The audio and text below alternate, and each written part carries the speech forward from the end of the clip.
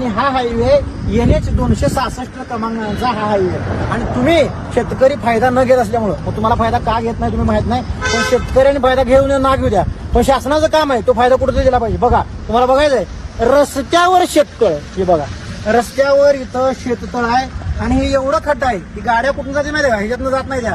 त्याच्यानंतर इथं सुद्धा खड्डा आहे, गाड्या इकडल्या साईडने एवढं लांब जायला लागले.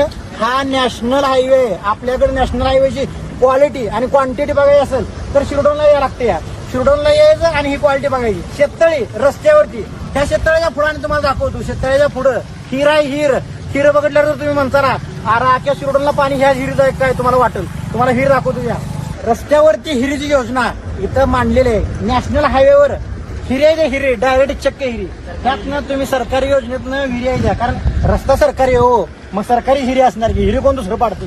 तर बघा कशी आहे हिर, इथे एक बारकी हिर, पण या बारक्या हिरला थोडं कमी पाणी असल्यामुळं सरकारला जास्त पाण्याची आवश्यकता असल्यामुळं दुसरी मोठी हिर पाडली.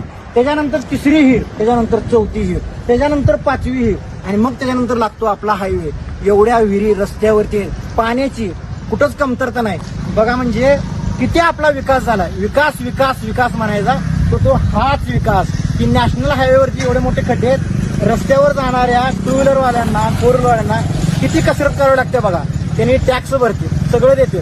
नॅशनल हायवेच्या नावावर टोल नाका घेतला जातो, सगळं घेतलं जाते.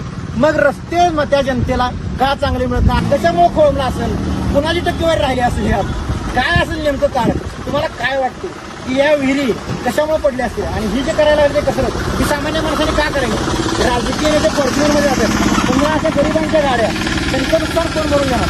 आज जर शासन टोल नाका भरला नाही किंवा CCTV कॅमेरे ही सगळ्या रस्त्यावरती हायवेवरती लावले आणि ह्याची जिम्मेदारी कोण घ्यायची. तिथे एखादा CCTV लावा आणि ह्याच्यामुळं त्या गाड्यांचं नुकसान, त्या शेतकऱ्यांचं नुकसान, इथं किती गाड्या पडतील ह्याची सुद्धा नोंद ठेवा.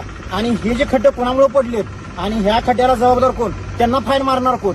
कारण इथं CCTV तुम्ही लावला नाही, CCTV लावला तिथं हायवेला सामान्यांना लगेच कॅप्चर करून देतो, तुम्हाला फाईन मारताय. आणि हा रस्ता इथं जर खराब झाला असेल ह्याला फाईन मारणार कोण, ह्याला जिम्मेदार कोणता कॉन्ट्रॅक्टर आहे हे कोण बघणार आहे सांगा. तर बघा मित्रांनो, हा तुम्हाला जो हायवे दिसतोय वरचा शिरडोनचा, ह्याच्या 1 ते 2 किलोमीटर गेल्यानंतर एक टोल नाका आहे. टोल नाक्याच्या 2 किलोमीटर जवळवरच जर अशी परिस्थिती असेल तर काय असेल, किती ऍक्सिडेंट झाले असतील इथं.